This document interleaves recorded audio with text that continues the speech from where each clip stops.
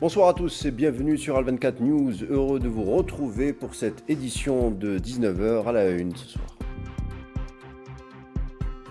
Accord de paix imminent en Iran, point d'interrogation. Les 24 heures prochaines s'annoncent cruciales pour mettre fin à la guerre au Moyen-Orient. On en parle dans un instant.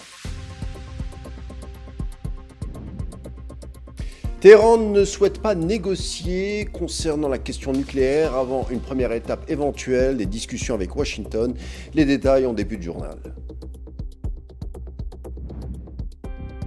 Et puis avec la crise russo-ukrainienne et ces échanges massifs de frappes de drones entre la Russie et l'Ukraine, l'escalade ne s'estompe pas. On essaiera d'en comprendre les raisons.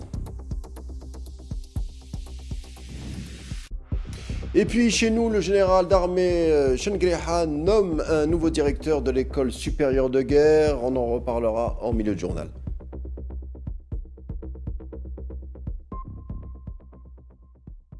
Et on débute notre rendez-vous du jour avec les récents développements dans la guerre au Moyen-Orient. Les États-Unis et l'Iran se seraient mis d'accord sur un cadre pour un accord de paix, devraient signer une entente initiale dans les prochaines 24 heures. C'est en tout cas ce qu'a publié le Premier ministre pakistanais Shehbaz Sharif sur X. On le rappelle, le Pakistan assure depuis des mois la médiation entre Téhéran et Washington. Des négociations qui n'ont abouti à aucun résultat pour le moment. La suite avec Souhila Kilal.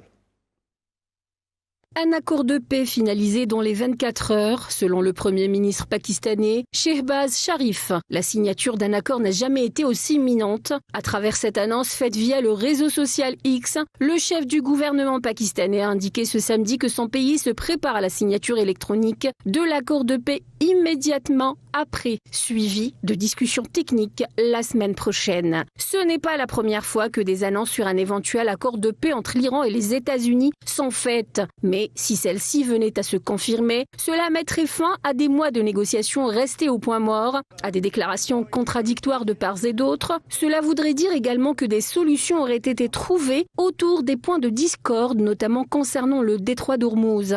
Si, comme l'a annoncé Shehbaz Sharif, l'accord sera finalisé dans les 24 heures, Islamabad aura réussi sa mission de médiation après de longs mois de négociations agitées.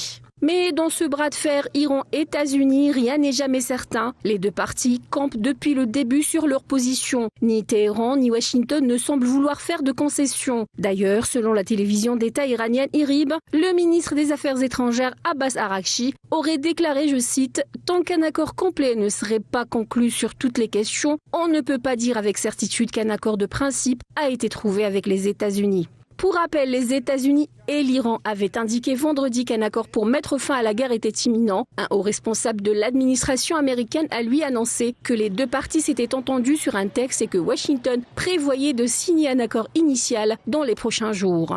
Le principal obstacle à la concrétisation de cet accord reste l'occupant sioniste qui refuse de mettre fin à son agression contre le Liban, alors que Téhéran précise que le retrait de l'occupant des terres libanaises est une condition indissociable pour la réussite de l'accord avec Washington. Et puis le ministre iranien des Affaires étrangères Abbas Araghchi a déclaré que les négociations nucléaires avec les États-Unis ne se poursuivraient à condition qu'un accord intérimaire proposé ne soit mis en œuvre, d'après la télévision d'État, tout en indiquant que l'accord intérimaire comprendrait la réouverture du détroit d'Ormuz et la fin des conflits sur plusieurs fronts, ajoutant qu'un protocole d'accord n'avait pas encore été signé et pourrait encore évoluer. Ces négociations qui mèneront à la fin de la guerre sont envisagées en deux étapes. La première consiste en la signature d'un mémorandum d'entente entre l'Iran et les États-Unis. Les négociations de la seconde étape débuteront ensuite et nous parviendrons lors de cette seconde étape à un accord final. Nous avons reporté la question nucléaire à l'accord final pour diverses raisons, car il était véritablement impossible d'en discuter dans les circonstances actuelles. Les exigences étaient inacceptables. Nous avons donc abordé d'autres points susceptibles de faire l'objet d'un accord lors de la première étape et reporté la question nucléaire à la seconde, qui est bien entendu une phase plus difficile pour laquelle 60 jours de négociations sont prévus. Lors de cette seconde étape, ou accord final, la question nucléaire ainsi que la levée des sanctions imposées à l'Iran et un ou deux autres points que j'évoquerai ultérieurement seront examinés et un accord final sera conclu. Abbas Araghchi, toujours, qui insiste, le prochain cycle de négociations portera sur le nucléaire iranien, la levée des sanctions et la reconstruction avec la question des compensations financières dues à la guerre.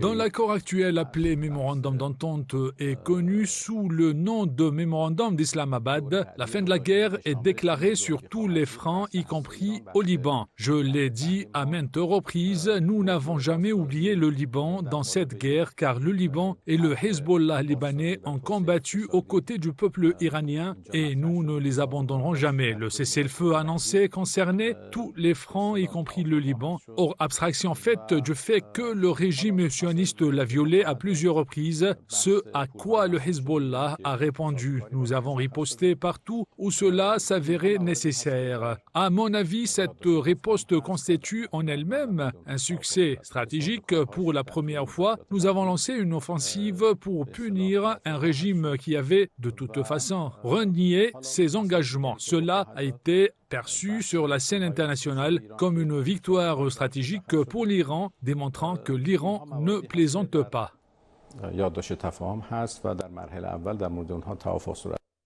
Et enfin, pour le chef de la diplomatie iranienne, la fin de la guerre engloberait l'ensemble des fronts, y compris le sud Liban.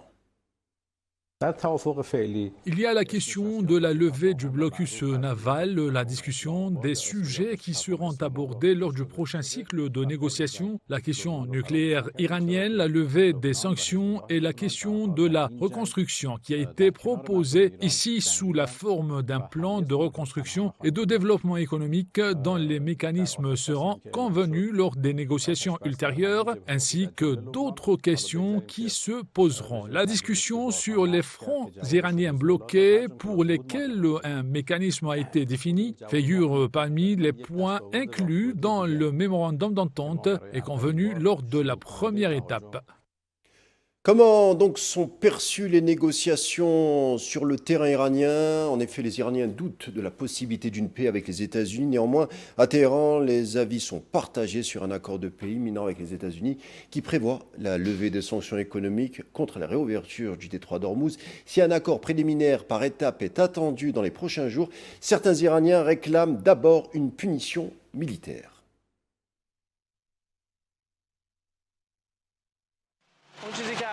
Ce qui est très important maintenant, c'est que nous puissions faire progresser un accord par étapes. Contrairement à notre expérience passée avec l'accord sur le nucléaire, où nous aurions dû prendre l'initiative, nous devrions être capables d'imposer nos exigences à l'ennemi. De toute façon, la guerre menée par l'ennemi a aussi ses propres structures. À mon sens, pouvoir avancer étape par étape est déjà une réussite. Si Dieu le veut, nous pourrons également remporter des succès diplomatiques, en plus de nos victoires sur le champ de bataille. La Coupe du Monde a peut-être eu un impact, mais à mon avis, c'est surtout la résistance du peuple iranien et son échec lors de la guerre qui l'ont poussé à choisir cette voie. Je tiens toutefois à souligner l'importance de notre vigilance afin que nous puissions mener à bien notre travail dès maintenant.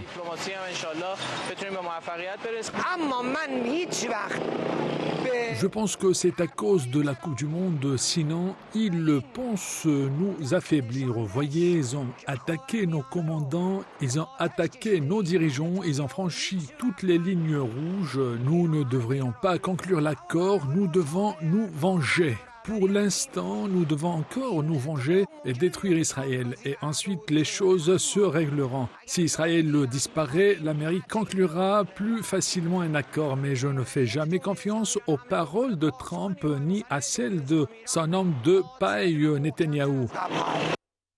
Et puis on demeure en Iran, qui annonce que les funérailles du guide suprême Khamenei auront lieu le 4 juillet prochain en vue d'une inhumation le 9 juillet. Sa disparition survenue en février dernier lors d'une frappe aérienne américano-sioniste dans le cadre d'une agression visant à renverser et faire chuter le gouvernement de Téhéran.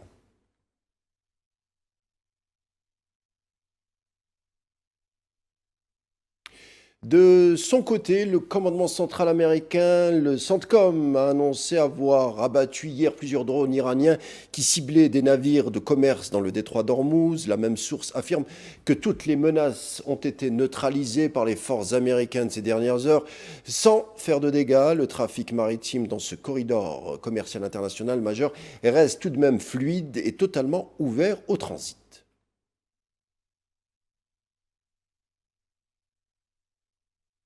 Un mot d'économie, sous l'effet de la guerre en Iran, la France, l'Allemagne et l'Espagne ont enregistré une hausse de l'inflation le mois de mai dernier. En France, par exemple, l'indice des prix à la consommation a atteint 2,4% sur une année contre 2,2% en avril dernier, une progression principalement portée par la flambée des prix de l'énergie, notamment du gaz, ainsi que par l'augmentation du coût des denrées alimentaires. C'est en tout cas ce que a annoncé les derniers chiffres du ministère des Affaires de l'économie française.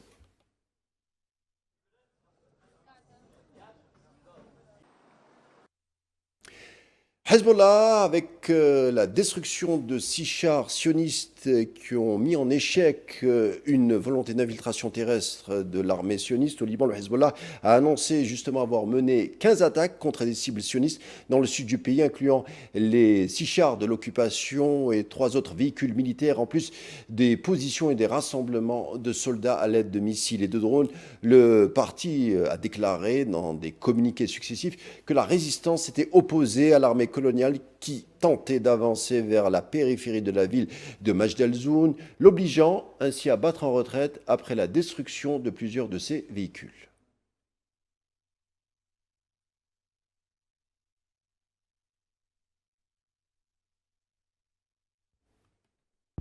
Le ministre libanais de l'économie, Ammar El-Bissat, a annoncé que l'agression sioniste contre le Liban a causé des pertes matérielles estimées à 20 milliards de dollars, soulignant que les répercussions de la guerre ont ramené l'économie libanaise à sa case de départ, selon ses propres termes. Ammar El-Bissat a ajouté dans une déclaration à la presse vendredi que la production agricole a diminué d'environ 28%, soulignant que la guerre a entraîné une baisse de la taille de l'économie libanaise de moitié par rapport à ce qu'elle était avant le conflit.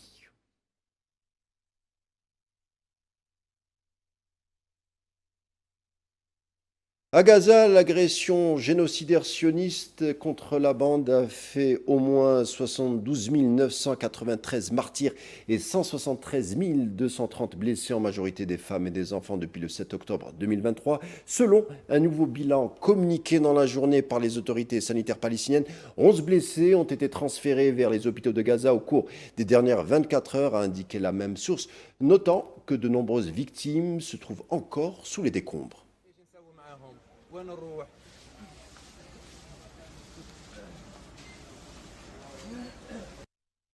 Et puis on le disait en titre, dans la nuit d'hier, l'Ukraine et la Russie ont mené un échange de frappes de drones, Kiev ciblant des raffineries russes, tandis que Moscou attaquait des gares et des sous-stations électriques. Ces actions s'inscrivent dans une escalade des bombardements de part et d'autre, à longue portée, qui provoquent des pénuries de carburant. Face à cela, le président russe Vladimir Poutine a dénoncé des frappes contre des infrastructures civiles, affirmant que Kiev cherche ainsi à compenser son incapacité à contenir l'offensive russe.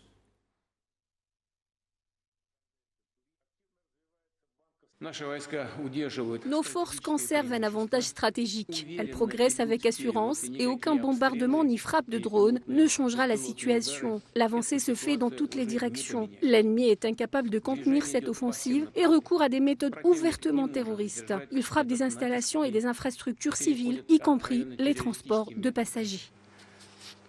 Наносит удары по гражданским объектам и коммуникациям, пассажирскому транспорту. Et l'Allemagne qui cherche à renforcer sa coopération avec la Chine. Des responsables politiques et des chefs d'entreprise allemands et chinois se sont réunis à Berlin lors d'un forum économique visant à intensifier leurs liens commerciaux et leurs investissements mutuels organisé par la Chambre de commerce et d'industrie allemande. Cet événement s'est tenu en marge de la promotion de la 9e exposition internationale d'importation de Chine. Les participants ont ainsi pu explorer de nouveaux axes de coopération et dynamiser leurs relations bilatérales avant le prochain rendez-vous prévu à Shanghai. C'est en novembre prochain.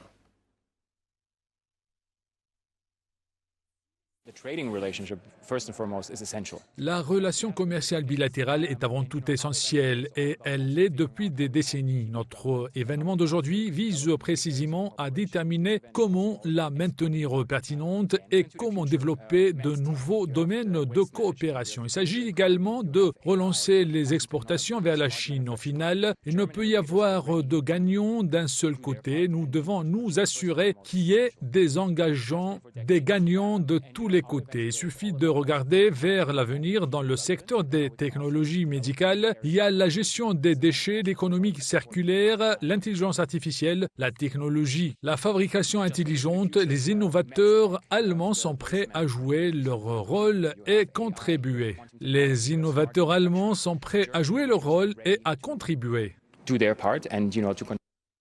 Retour chez nous, le secrétaire d'État auprès du ministre des Affaires étrangères chargé de la communauté nationale à l'étranger, Sofiane Chaïb, a présidé dans la journée par visioconférence l'ouverture d'une rencontre organisée par l'ambassade d'Algérie à Berlin au profit des présidents et représentants des associations algériennes en Allemagne, et ce, en présence de l'ambassadeur d'Algérie à Berlin et du consul général d'Algérie à Francfort, a indiqué un communiqué du ministère des Affaires étrangères.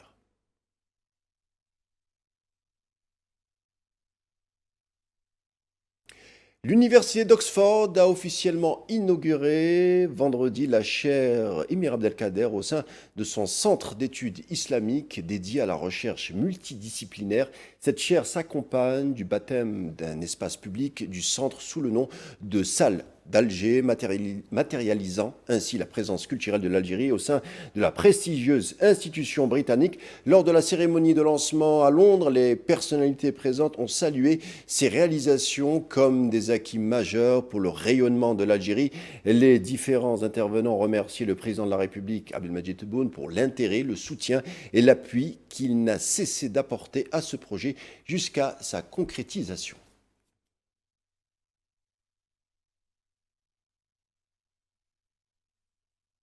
En Algérie, toujours, le général d'armée Saïd Chengriha a présidé la cérémonie d'installation officielle du nouveau directeur de l'école supérieure de guerre. Dès l'entame de la cérémonie, le général d'armée a procédé à l'inspection des cadres et personnels de l'école alignés à la place d'armes pour annoncer ensuite l'installation officielle du directeur de l'école supérieure de guerre, le général-major Mohamed Ahmed Sayah, en remplacement du général-major Hamid Feken.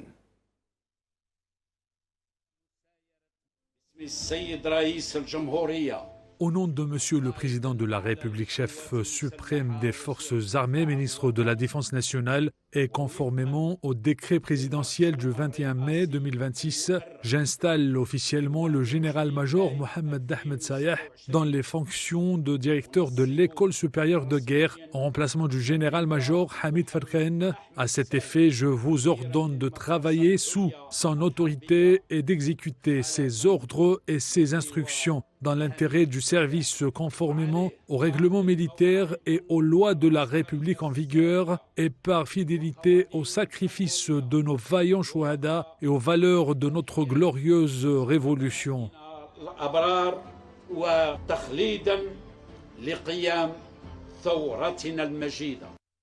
Et puis le chef d'armée Saïd Chengriha souligne que l'école supérieure de guerre s'impose comme un pôle d'excellence formant des officiers capables de s'adapter aux mutations militaires et géopolitiques contemporaines.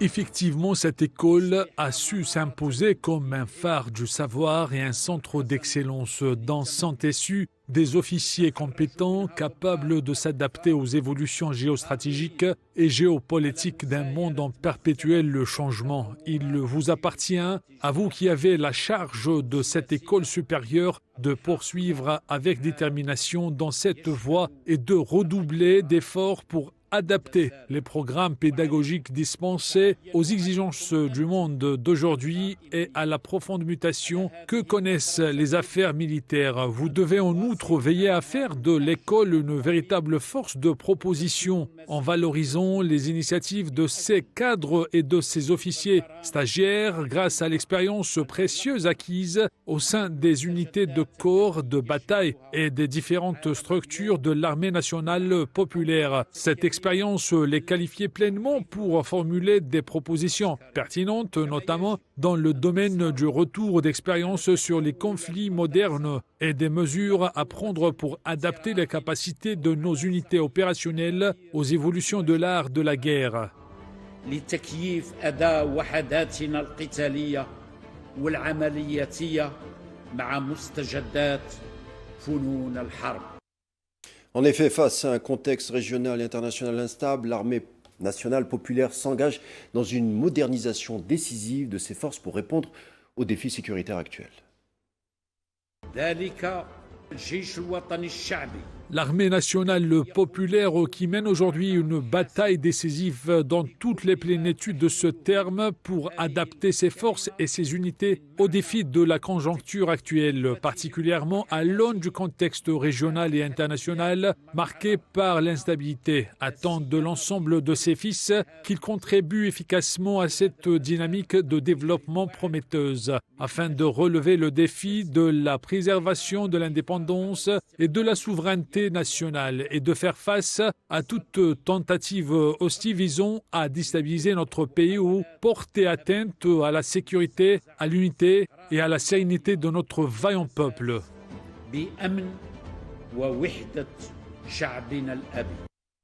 Et puis un mot de santé à l'international, des décennies de progrès réalisés dans le traitement du sida risquent d'être anéantis par les coupes budgétaires extérieures, la détérioration de la situation des droits de l'homme et l'insuffisance des investissements dans la prévention, a déclaré vendredi un responsable de l'ONU lors d'une conférence de presse. Anjeli Ashrekar, directrice exécutive adjointe du programme commun des Nations Unies sur le VIH-Sida, ONU-Sida, présentait aux médias un nouveau rapport sur le VIH, prenant en compte l'année écoulée 2025, selon lequel le nombre de décès liés au VIH dans le monde a diminué de 56% depuis 2010, tandis que les nouvelles infections ont baissé de 43%, atteignant ainsi leur niveau le plus bas depuis 30 ans. Cependant, près de 9 millions de personnes dans le monde ne bénéficient toujours pas de traitement.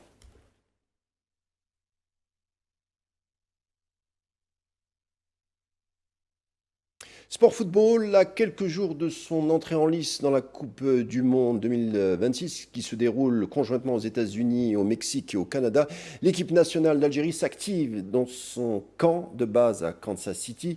Le sélectionneur Vladimir Petkovic et son staff technique profitent des dernières séances d'entraînement pour procéder au réglage nécessaire au sein de l'effectif. Un travail avant de défier, on le rappelle, le tenant du titre, l'Argentine. Ça sera mercredi prochain.